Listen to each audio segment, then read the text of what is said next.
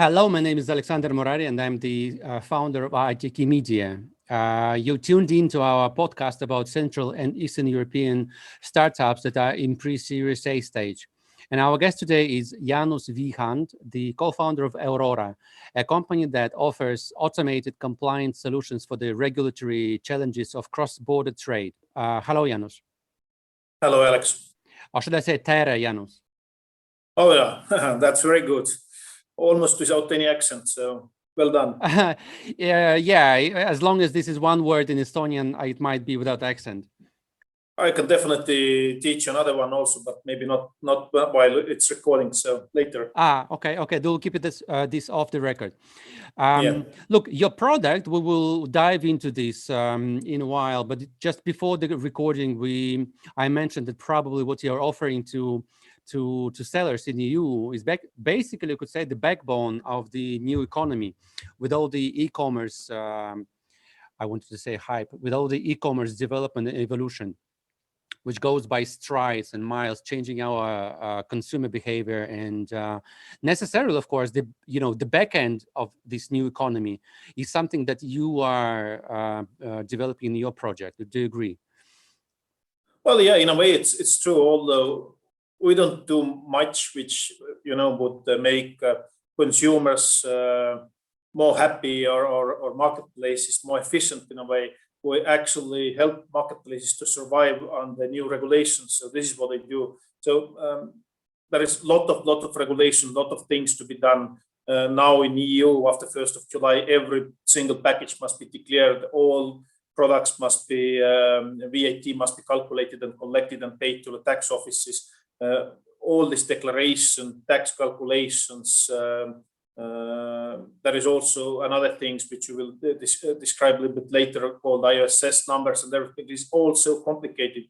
So there is no way that people or marketplaces could manage without any technology or anything which would help them out. And then just to illustrate this situation, so before 1st of July this year, when this new regulation started towards European Union market, there were approximately 2 billion declarations annually made into EU. Now the number will be 7 to 8 billion declarations. So it will be huge increase in declarations which people have to prepare, file, and the other side has to control them. So without this kind of magnificent technology and artificial intelligence and machine learning, there is no way you could do those things properly, at least. Yeah, Jaanus, so just to make sure we all on the same page. So the 1st July 2021 was the day when EU basically made obsolete all the limitations about the price of the good imported into the EU, right? So it used to be 22 euros, and below 22 euros, you don't have to to file for VAT. But below 22 euros, you didn't have to file any customs declarations, and you didn't have to calculate VAT. In case if this was a marketplace or e-seller outside of EU, towards EU, inside European Union, all the VAT rules anyway applied. But yeah, this 1st of July rule was that all the products which are bought through some marketplaces, it doesn't matter if it's Chinese marketplace or some US marketplace or nowadays also UK marketplace, because UK is not member of EU anymore, as we know. So all those goods must be declared. From all the goods, no matter what the price is, even 1 cent or 10 cents, the VAT must be calculated and paid to the EU tax offices. There is upper limit, of course, it's 150 euros. So above 150 euros, you don't have to collect VAT during the sales. But then customers has to pay this VAT and duty rate while collecting the goods. But everything from 0 to 150 euros, marketplace which sells you good, if they want to have a smooth and fast customs clearance, they have to calculate VAT, collect it from the buyer, and later on have paid to European Union tax offices. And this is what I have in mind when I said that this is the backbone of the new economy based on e-commerce and international kind of import from marketplaces. To be more specific, what you said now probably majority of the consumers do not understand completely, and they don't have to, because this is anyways part of the process, right? And you make it it's very automatic. simple to illustrate, actually. So if you bought something from China or whatever marketplace outside of European Union, the item costs you 10 euros.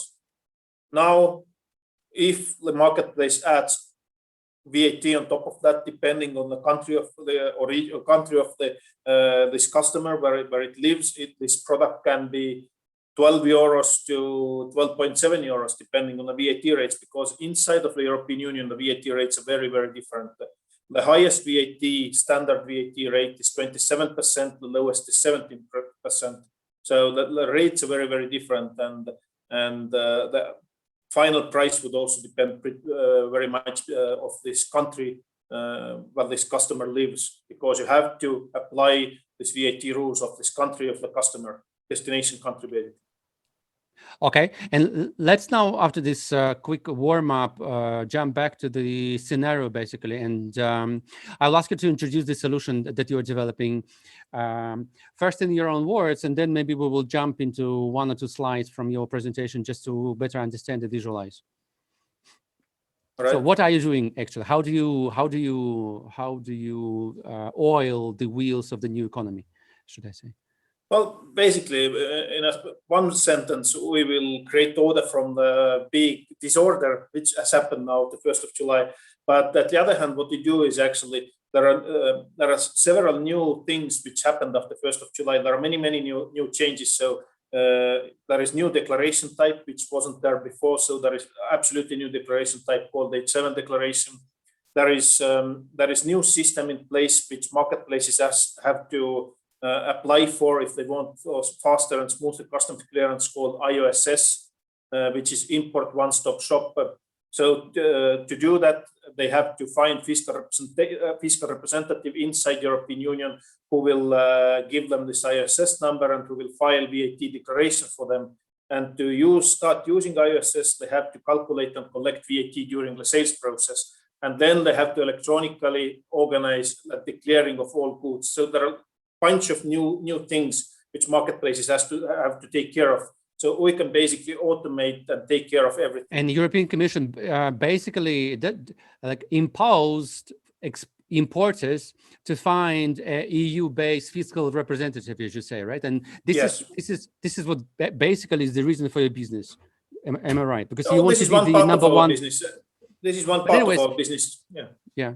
Sorry, you want to be number one fiscal representative for all the foreign, for all the importers, right? Or for as many as actually, we don't want to be number one fiscal representative. What we want to be number one in is HS code allocation, duty and tax calculation, and e-declaration services. So this is what we are number one.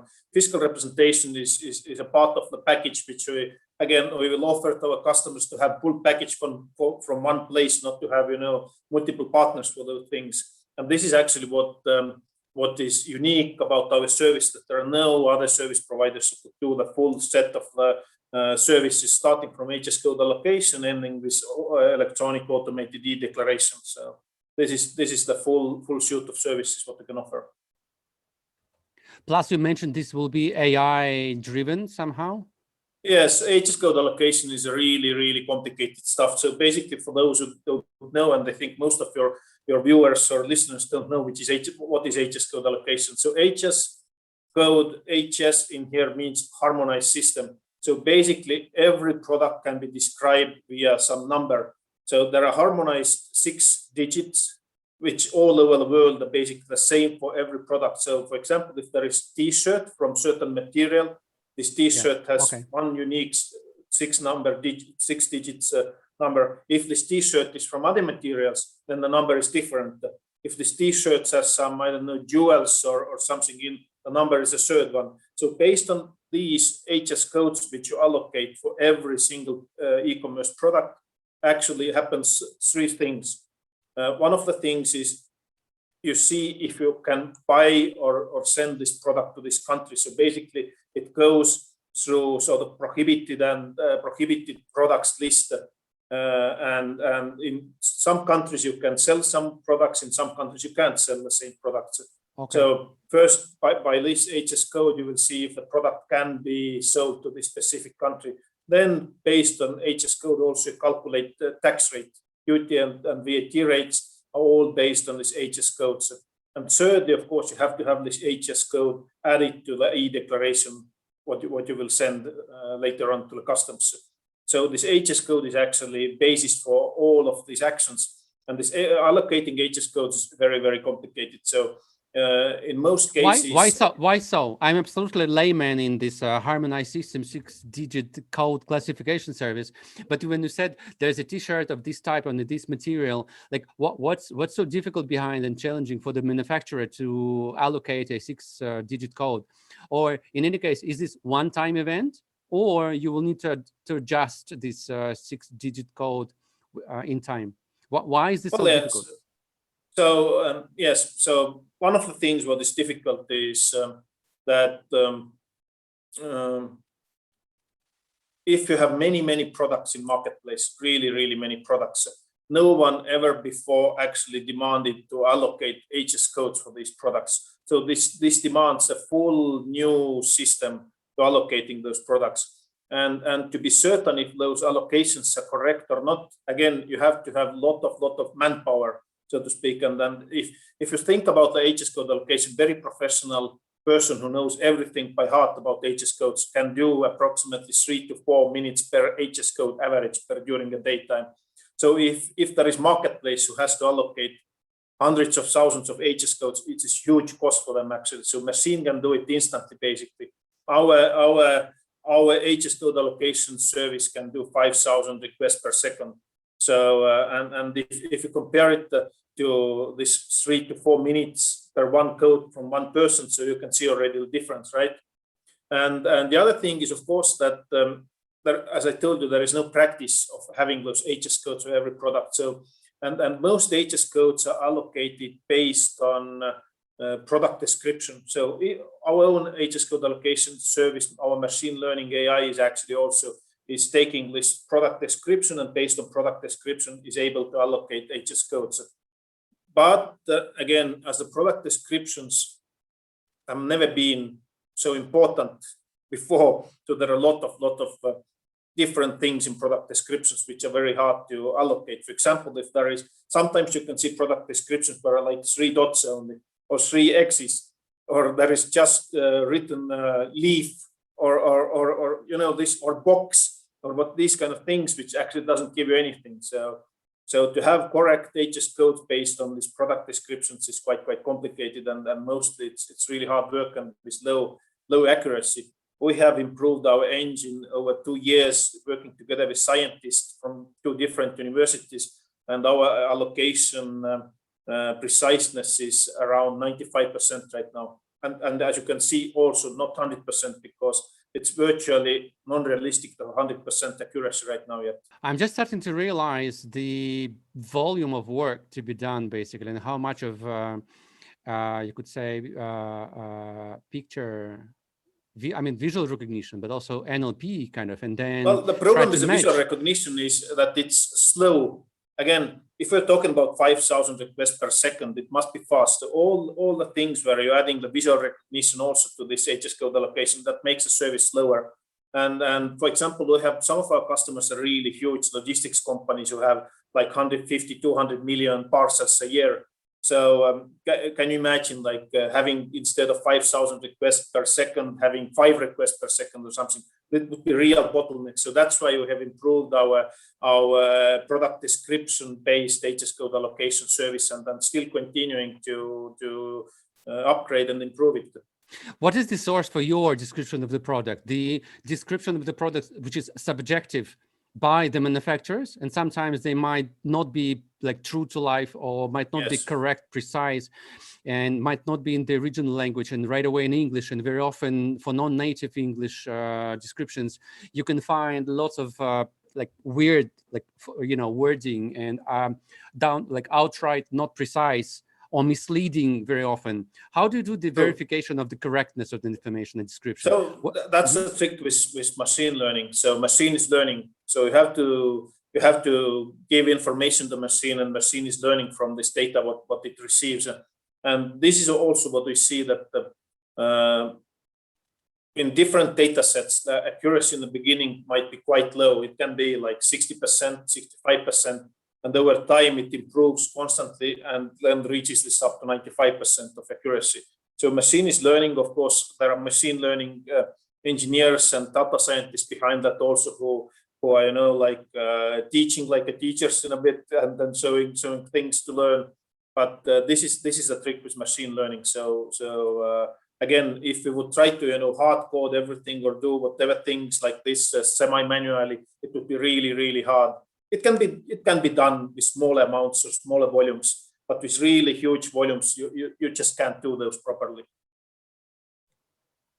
Any ML dependent solution, of course, needs some educational period of time, right? It's like with kids. So you educate them for 18, 20, 25 years, and then bring them into the wild, and anyways they do mistakes. Right? Fortunately with machine learning you don't have to teach them for 18 years, but it can be done faster. And with machine it's pretty much a matter of data, how much data you will give and how much rules you will set, and also how many models you have, because our machine learning engine is not just based on one model. We have actually many different models, because for some data set, one model works better than the other data set. So a machine automatically determines based on this data set which model would be best for this specific data set and start using this model. So far, we have feeded our engine over 500 million requests or product descriptions. So we have taught it quite well already. What is the main, let's say, source or the main marketplace, or maybe a couple of marketplaces?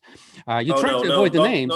You try to avoid the names, I understand. But tell me, we have collected data from all over the world, and from logistics partners who are providing service to hundreds of different marketplaces. We have also collected data from different customs and found, by the way, many mistakes which customs authorities have approved as a correct HS code, which is actually wrong. Okay. So we have collected it from all over the world, from different marketplaces, different customers, different sources. So that's the trick. You have to have very big variety of data, because otherwise you will learn it in a wrong way. So I have to ask you, Alibaba on your list? AliExpress, I mean. Well, Amazon. Probably Zalando. Probably I shouldn't tell you the exact names of those, but some of them you named inside using this service. Yes. Enough. Okay. Enough said. Like sapient sat, as they say. Thanks, Jaanus. I suggest we try and put up a couple of slides so that we probably allow you to help us understand based on some visuals. Okay. Let's switch now to a couple of slides. Okay, Jaanus. So take the floor and explain, please, what's one of the key pain points for the importers from outside of EU that you found? So we were discussing previously about how complicated it is to allocate huge amount of HS code, but also, as I was telling you before, this new system IOSS, which demands that every marketplace which uses IOSS must calculate and collect the correct VAT from the customer. So we created this slide for our Chinese customers to give them just a very brief overview about how different those tax VAT rates are in different EU countries. So basically, you can see here two products: printed book and cellular and mobile phone. And in every country, which is given in here, these are not, of course, all EU countries, but just some sample countries. You can see how different the tax rates within this country for these two products, and how different they are all over the European Union also. So you can see that, for example, if you're talking about the book, it can be 0% VAT in one country, and it can be 10% in the other country. So very different tax rates. And if you imagine, again, big marketplaces selling hundreds of millions of products, how can they manually do all those calculations? And this is simplified view, because actually there are reduced rates, super reduced rates. There are more countries involved, so it's more complicated. And again, our duty and tax calculation can take care of everything automatically. So basically, if you want to visualize the flow, in a marketplace to do all the necessary things with calculating duties and taxes, collecting duties and taxes, and later on also declaring the goods. So basically, we can implement, customer can implement or integrate our API into the systems. In the marketplace checkout, based on goods description, value, origin, destination, and all this information, what is written in here, we will do automatic and simultaneous HS code allocation. Based on HS code allocation, we calculate duties and taxes. We also run it through our prohibited and restricted item screening service. And if needed, which actually should be needed more and more, is also denied party screening. So denied party screening means that there are many lists all over the world about people and persons and organizations and countries you shouldn't and can't send any goods. So also running this specific order through these lists, not this time based on product, but based on the buyer, because again, for some people, some products are prohibited somehow. So this is also automatic service, which simultaneously happens in the basket level, and customer pays for the basket. In the same time, duty and tax is collected, and later on, we can provide based on this information also automated H7 declaration for the customs. So this is one of the flows. And then to illustrate more, maybe this basket level operations. So the speed of this transaction is less than 100 milliseconds, where everything can be done at the basket level, and accuracy is very high. And yes, so it is. You say accuracy is very high.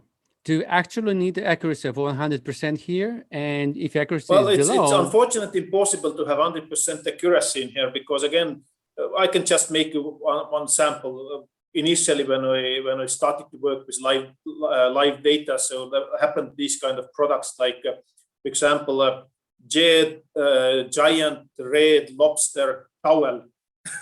So machine can understand it that this is a red lobster or this is a towel.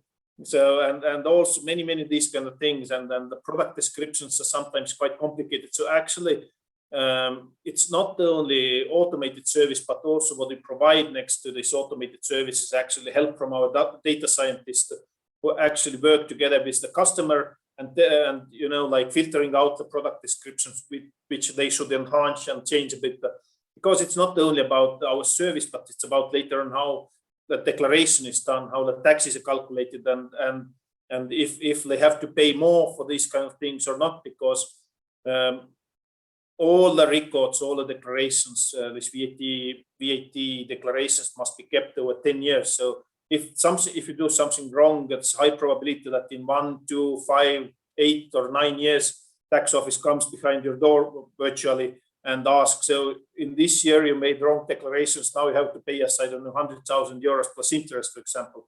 So it's not that we desperately want to have 100%, but it's in our common interest to have higher accuracy and as high as possible. Jaanus, in all this flow that you show right now, I noticed one thing. There's only one element that you cannot entirely control or control the quality of, and this is only goods description. This is the only subjective and poetic license that your importers have, right? All the rest you can automate. We can optimize, automate, put it into like big data kind of sets, and through ML, AI, reiteration processes, and become like top notch and state of the art. The only that is true. The only free license, I mean, free creative license that you might have issues with is the goods description. And what you mentioned, I understand, as long as your clients, importers, I mean, to EU, like you, and they keep working with you, the feedback loop could be created so that you teach them how to properly describe the goods. Is it happening already? Do you plan to sell this as a service as well?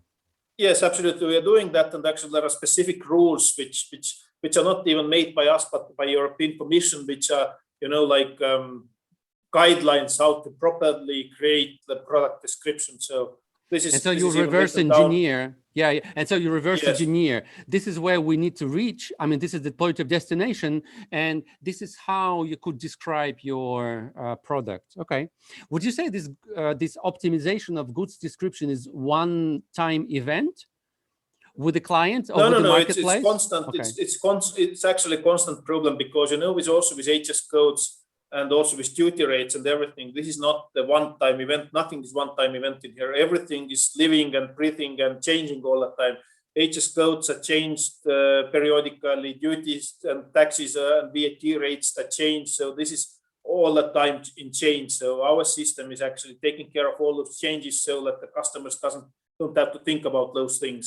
So and also with the product descriptions, it's a changing, and sometimes because of marketing needs, you have to change your product description. Then there might be changes in your materials, and as I told you, it can be very big difference from what material specific product is done. So based on this materials, HS code will change immediately, and there can be very big changes also in tax rates based on materials. So there are a lot of changes, and again, if you have 10 products in your marketplace, you could probably do it manually, everything, and then take care of everything manually.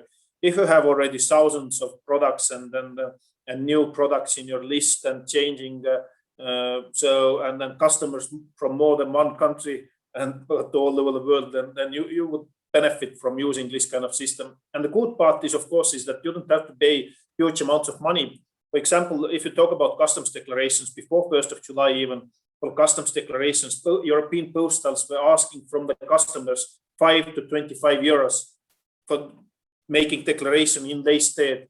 We can do it with, I don't know, 5 to 10 cents. So there is also huge cost efficiency in here. Thanks, Jaanus. So just as we've seen, the process is complicated. It's always changing, which is a good sign that the business is viable and scalable, I understand as well. And you mentioned I would say the process is complicated only if you want to do everything by yourself. If you ask us for help or let us help the customer, then everything comes very simple. We just have to integrate our APIs and everything after that is taken care of already. So. Yeah. I wanted to make a bridge that this is complicated, and then what you are giving is basically alleviating the pain yes. point, and you give a complete solution. Okay. Now, so you mentioned the financial side. How much does it cost? Let's take a sample a case. I don't know, by what, million units or hundreds of thousands, and guide me through, or maybe pitch your system to me as an importer. Well. Of course, if you talk about the pricing, there are so many different pricing levels. It's not only about 100,000 or 1 million, but it depends also if you use one service or all these services. But basically, what I can tell you is that if you use our API services, you have to pay, depending on the size, from 2 cents to 4 cents, basically, for every service. In some cases, we will make a bundle price and give even discount out of that. Really depending on the size and agreement behind that, but we're talking about few cents for every service, so it's not any major burden for anybody. Few cents per service. And just to just to sum up, services. Correct me if I'm wrong, or add whatever I miss. Electronic declaration, yes. HS code allocation, yes. Denied party screening, yes. Duty and tax calculation, yes. Prohibited and restricted item screening, yes. Yes. And so it's either I choose one of a couple combination or all of them, right, into the bundle. Yeah, exactly. So basically, of course, the best would be the full suite, because then everything is covered, and you don't have to worry also about getting fined from US government if you have sold to somebody who was not supposed to get these goods, or for some reason you're selling some goods to North Korea or somewhere. So it's good to use the whole suite. But what we're also doing is actually, so our major products in here and the core products are HS Code Allocation and Duty and Tax Allocation Service, and the declaration, of course. If we talk about Paris, which is our name for prohibited and restricted item screening, or if you talk about denied party screening, in some cases we actually give them on top of the deal. So like they don't cost you anything extra. Jaanus, you just mentioned the US. US business, I understand. Are you now present in the US as well, or you are doomed to be only based in Europe and helping EU? Well, actually, we are a very international company already. We have presence in China. We have 2 offices in China. We have office in UK. We have office in Netherlands, and we have offices in Estonia. And Singapore. we are about to open our offices also in US. Yeah, US will be then the import, like the beneficiary or the exporter market? Well, for US, we are talking about export markets right now. Okay, clear. Okay, clear. Interesting. So the inflow is in the EU, right? And yes, exactly. So currently it's mostly for inbound EU, but also the similar rules will be implemented in other countries. So we know already actually, well, we know for certain that after Brexit in UK, actually also there are similar rules, and there is lots of confusion about that. We know that some other countries will follow up. We have heard about Singapore implementing the same rules in few years. So we know that Malaysia will follow up. We have heard something about Brazil and probably some other countries also. So basically, we see the whole world following the rules, because this is big amount of money involved in here. For European Union, it can be like 10 to 15 billion euros annually, which they will collect from these changes. So this is major income source also for the countries. Okay, for the state budget. So definitely. Yes, exactly. Okay, so Europe will test it, and after the successful test drive, everybody else will copy paste, pouring water into the mill of your business, should I say? Yes, you can say so. Yeah. Because this will be like a copy paste exercise for you as well, right? Well, actually, the whole world is covered already. So when we started, we actually, for example, with harmonized system, if you talk about HS codes and 6 digits, it's all over the world the same. But now, actually, the trick is that HS codes, well, they are not HS codes, but tariff codes, and then there will be 8 digits and 10 digits, and these are already different from country to country. So in different countries, these 8 to 10 digits are different, and in some countries there are even 14 digits. So you have to implement those. 6 digits is it's not very simple, but it's more simple because anyway it's very complicated to have everything harmonized all over the world. But if you go country by country, there will be differences. Also with the duty and tax calculation. Yes, we started to develop our service using only European Union tax rates, but now we have actually covered the whole world. And if we're talking about covering the whole world, it means that actually there are more tax regions than there are countries in the world, official countries, because in some countries have, like specific tax regions, which makes more tax regions than countries. So we have already covered the whole world with that. If we talk about the night party screening, we also have covered the whole world. Actually, we are covering hundreds of different lists all over the world. Actually, we can even say thousands, because there are more lists, the night parties list in the world, but most of them actually copy paste from some other major list. And of course, US based lists are most important, and then there are some other lists also from other countries. So actually, all those the night parties lists, the night parties are also covered already. And also, if you talk about prohibited restricted item screening, then I think I can tell that we have covered like 92% of all these restrictions. There will be more of those things, but we are moving, piece by piece, because in many cases those restrictions can be really minor things which happen really, really, really. So yeah. So basically, we have covered all the world already. So if there are new countries following up this kind of thing, our products are ready for them already. Okay, so I take back my word about your scalability potential. I understand you've scaled up to the whole globe your product and solutions, and you are just waiting for the world to scale up its problem to the measure of your solution. Yeah, okay. You can say so. Yeah. Wow. Yeah. And so you can sit and relax and just wait for the world to evolve itself into your client. Definitely not any sitting and relaxing. There is. You have a guideline. A lot of work to do. Yeah. You have a roadmap. You have a guideline. Lots of stuff already covered for the world to evolve to. Basically, that's interesting. Yeah. I was just recently asked if your products are ready now. I was asking, like, is Facebook ready? Is Zoom ready? is Yeah. Estonian Okay. latest big hit in London stock market, Wise or TransferWise formerly. Is it ready already? No, this is not ready, right? So there is always something to do to develop and then have new ideas. And actually, this is another thing. So we're actually also working with one product for consumer market, which we call All Declare. But I won't reveal yet much about these things. But this is another really big thing for consumer market. Okay, which is called All So Declare. remember the word All Declare. So this will be very, very good product for everybody living inside European Union soon. I will have to check now. And yeah, thanks for intriguing. What about the financial side and the company business as such? What's the bottom line right now? Are you are you profitable? What's the MRR or like revenue this year, 2021? How do you measure your success? We will see the revenue. So all this kind of prognosis is not really something you can rely on too much. So a prognosis is one thing, real life is the other thing. I can tell you that we are now already working with hundreds of customers and we have actually tens of thousands in our pipeline. So we have partners which are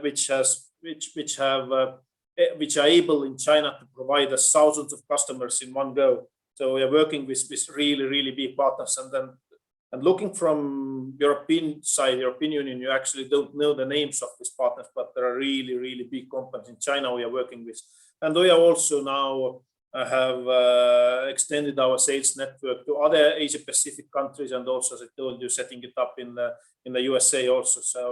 So volumes are growing, customers are joining constantly. What about burn and profit? It's about how you define it, because as I told you about this All Declare product, right, and all the other developments. So it depends pretty much on how much effort we put in that. And as a startup, we are not concerned too much about profitability, but about scaling and growing. So this is our task right now. Are you earning now? This is also important. Yes, so we are earning money right now, but we are not profitable. Yeah. Okay. So you are past pilots and all this stuff, and every new joining customer goes through your pricing negotiations and so on, right?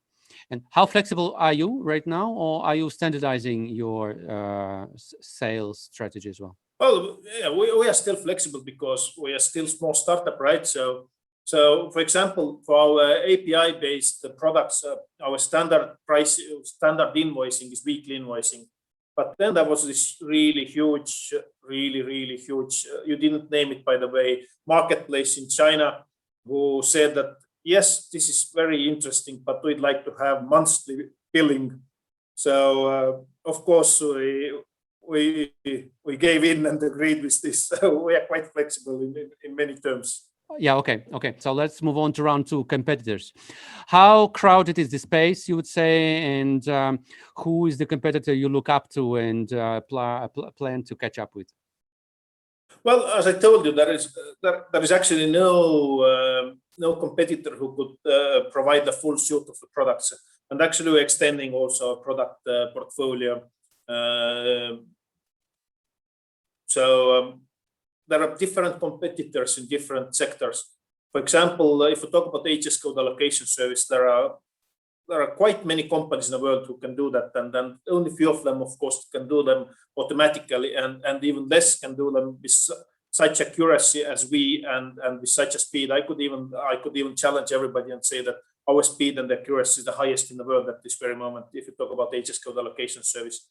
So if you talk about duty and tax calculation service, there are also quite many competitors who can do that one thing. And also, if you look at how good they are in that, there are only few who actually consider really all rates, all reduced rates and super reduced rates and everything of every country, and keeping up to date with those things. So there are few stronger competitors.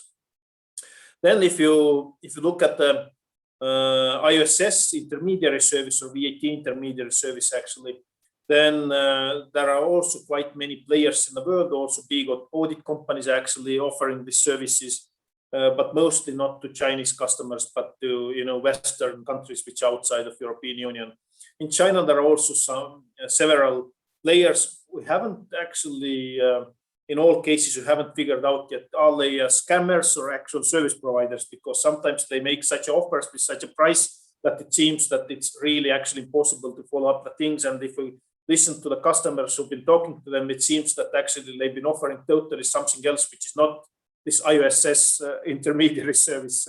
So we will figure it out. So July is the first month you could start to use these IOSS numbers and IOSS system. And for July, you have to file your VAT reports by the end of August. So actually at the end of August, the beginning of September, we can see how big is the pain and how much service those Chinese customers got from those cheap, interesting companies. Yeah. Okay. Interesting. So basically you want to say, as a combination of all the services that we one by one, you're doing the best. I mean, you are the best in, and you have a combination of them, basically. So competition, what competition, right? There is competition, but then there is competition everywhere where you go. So, and we really see ourselves pretty much like in some cases you see ourselves like again the TransferWise, which is now Wise, is there are old banks around, like old banks, but TransferWise is now 10 billion pounds company in the London stock market because they found a nice niche. So we're also playing in this niche, and we are really good at what we are doing. So this is our advantage. I mean, you're Estonian. This is your first and foremost advantage. When you say you're Estonian, yes, startup, already everybody is scared. Yes, anyways, Estonia is as far as I know, there are most unicorns per capita in the world in Estonia. So yeah, and all those people who have created Skype or Pipedrive or TransferWise, we know all of them. They are a close friend of somebody in our company. So it doesn't look like you couldn't achieve the same thing. So of course, this is definitely a motivation to Estonian people. Yeah, for a relatively small country in terms of population and so many successful companies, this secondary like reinvestment into the own companies, own countries, tech space and tech kind of universe basically helped a lot and boosted the whole company. And Estonia could be called the European startup nation, as they usually call Israel. But you know what I mean? So of course you were blessed with people that not only made huge amounts of money, but also were interested to come back and basically boost the whole tech space and tech landscape in the country. Good. Exactly. Jaanus, thanks. Most of them are really visionaries, and they really want to give something back to society. So they're really working hard also to share the success with society. Yeah, but I mean, visionaries by definition, they started from low end from an unknown country for some into the global, Hall of Fame, should I say? Even. Okay. Jaanus, thanks. Let's move on to more relaxed round, so to say. That's a quick Q&A, which usually is not quick, but anyways, we'll try. A couple of questions of general interest. As every startup founder, definitely you're busy, lots of things to do. What are your own productivity hacks? And I don't mean the tools, apps, but basically like the way you do things, not the tools that you do things with. Well, I am big. I consider myself really big opposition to a thing called multitasking. I do not believe in multitasking. I believe in concentration into one thing. So if you try to do many things simultaneously, you're not doing properly any of those things. So one of the things what I've done for myself is, I have turned off all the notifications on the phone when email arrives, and also in your inbox when email arrives, and all these kind of things. So if you do something, you concentrate on the thing you're doing, and you're not being, distracted by all those notifications and all these kind of things. So I think this is the most important what I see from myself. Full concentration, and also the same during the meetings.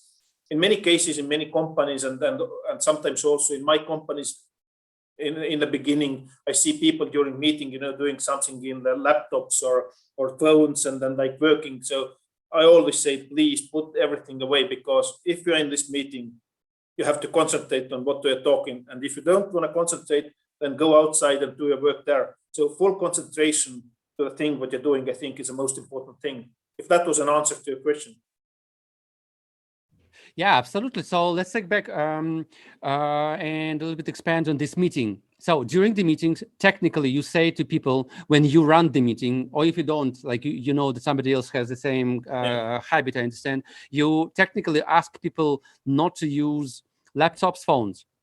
Yes. Yeah. What happens if they break this rule? Well, we are not Gestapo or anything, right? we I'm make a asking about notice to the hacks. people, and also you have to keep in mind that there are always, exceptions to the rules. In some cases, it's acceptable because in some cases, whatever the reason is, it might be acceptable. But in most cases, if it's really distraction, you wouldn't allow it. And for the people who will attend to the meeting, they have to be able to plan their days that they don't have to do things during this meeting. But really, again, in some meetings, it's really acceptable. For example, you're waiting a message from really, really important customer, and you really need to do something immediately when this arrives. Then Clear. It's allowed, and then these kind of things. But yes, does the number of people in the meeting influence this rule, or it doesn't? One-on-one? Well, definitely it does. Definitely it does. And again, if you talk about meetings, then the trick is, of course, nowadays that in many cases meetings are remote meetings, right? So you have to work with laptop. But anyway, if you even like we are with you right now, so you don't do typing in the same time or reading your emails from the phone or something. You really concentrate on what the meeting is about, because otherwise it's waste of time for you. It's otherwise waste of time for other people who are explaining something which you should be aware of. So concentration is the key. And this is, of course, something which always needs attention and work, because it's in human nature to be distracted with many things, have many things in your mind, and then concentration is actually a hard task for many people, especially nowadays when you have all those beeping sounds all over you. And basically all the apps around us and all, I call this Twitterization of the thought, basically, changes the way we think. I try to keep myself able to think in the longer stretches, not just one sentence, a couple of words. But do you agree we have this trend of simplifying the way we think, and this Twitterization? I mean, I don't have anything bad to say about Twitter, but anyways, this is what I mean, like TikTokization of visual actually, or Twitterization of textual. Simplification is actually good. One of my principles is what I learned from my first, well, actually it was not first, my second, first job, because before that I was founder of a magazine, but my first sort of paid job was the principle called KISS, keep it simple, stupid. So simplification is always very good. Oversimplification sometimes tends to bring you to the situation when you speak about one thing and the other person speaks about the other things, and you both like talking about the same thing, but you're missing each other's point. It's pretty much like this famous picture when there is drawn number 9 or 6, depending from what side you're looking at. One person looks from one side, the other person looks from the other side, and one is talking about 9 and the other is talking about 6, and they're both thinking that the other side is understanding what they're saying, but actually you're missing the point. So this what happens with this oversimplification sometimes. Let me correct myself and we will move on. What I meant by simple, you see, even in this case, I misexpressed myself. What I meant, not simplification, but primitivization of the way we speak, talk, think. This is what I had in mind, of course. And simplification itself, is not a bad thing, of course, when you can make a synonym of optimization. This actually brings you to the other point. So there are a lot of tools nowadays. There is all kind of messaging things. There is WeChat for Chinese market. There is text messages. There is Slack. There is Zoom. There is Teams. There are a lot of things. And in many cases, what happens is people sending each other one sentence or more sentences, talking to each other, like writing and wasting the generally long hours sometimes to sending messages to each other, instead of just getting together, having a call, or just talking to each other a few minutes, and that would be clear. So this is also the other thing what I always very pro. Don't write too much. If you already have to change more than 3 times this information, rather call or go to the person, talk to this person. Interesting. What's the last book you read and you would like to share with? Well, that was nothing business related. So I'm a Even big better. history fan. So I'm reading historic books about, and recently I read about Roman Emperor Claudius. Okay, and what's he's known for? Claudius, what he's known for, he was fourth emperor in Rome and most unlikely emperor. So interesting person. And the interesting story how he got to be an emperor. So for everybody out there who want to refresh on the historical knowledge, check Claudius, and we'll check the next round 4, Jaanus. Round 4 is the company. So in a nutshell about the company, I guess I would be right to say company was founded in 2018 right now, almost 3 years there. And tell me about the founder team, a little bit about the cap table and how many people you are right now. So yes, the company cap table is now quite long already. So there are 24 investors in the list, and with the last round we added 4 new investors. So it's quite long list. We started mostly with friends and families. We hope that third F is not present at this case. So as you know, the friends, families, and fools, right? So we hope there wasn't any fools around. So it's just the friends and families. And now with the last round, we also involved VC, largest VC company in the Baltics and the oldest one. So we are quite happy about that. The Change Ventures. There are, at this very moment, there are a little bit less than 80 people already working in the company. 10 of them in China. 80. Yes, 80. 10 of them in China. Some people in Netherlands. Some people in UK. And the rest are currently in Estonia. So this is number of employees.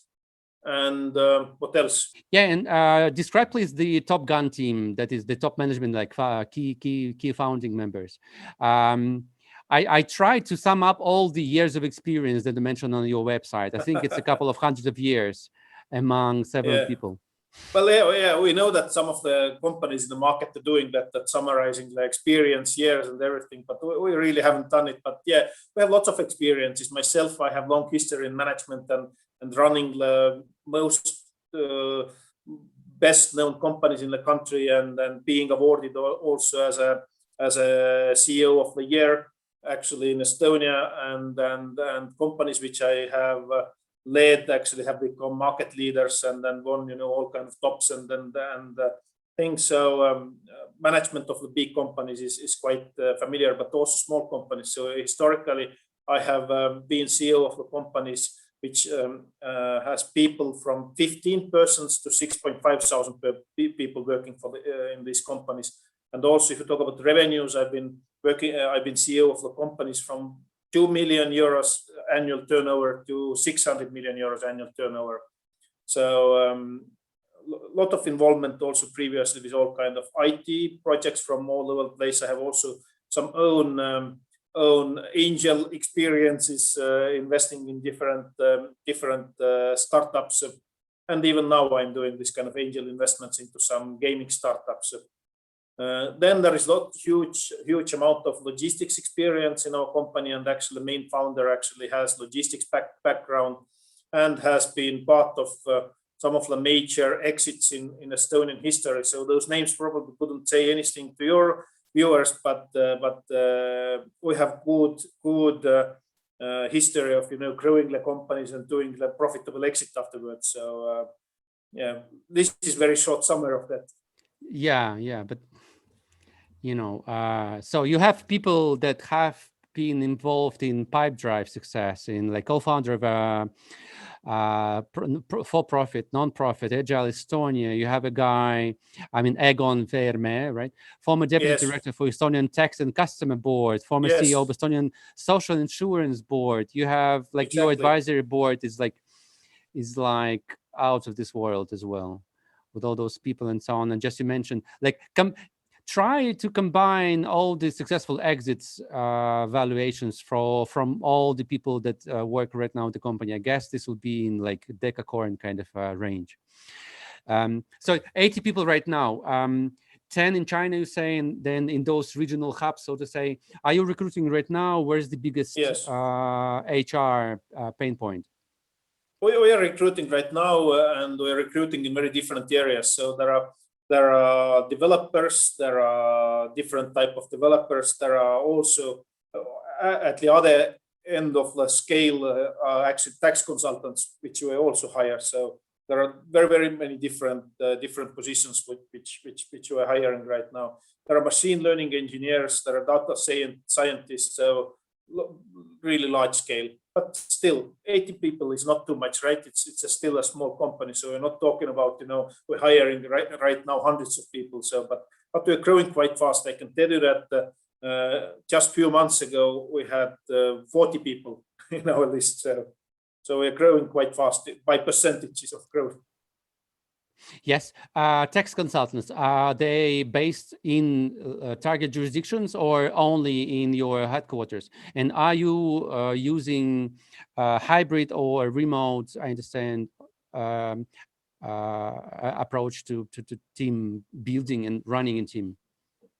Well, if you talk about the team itself, then we have actually right now in our team, there are 12 different nationalities.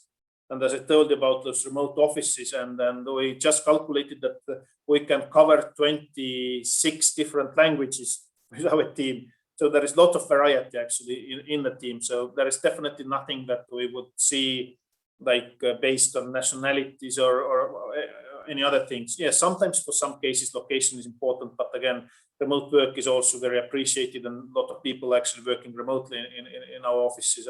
No, sorry, not in our offices, but for our company would be nowadays correct term, right?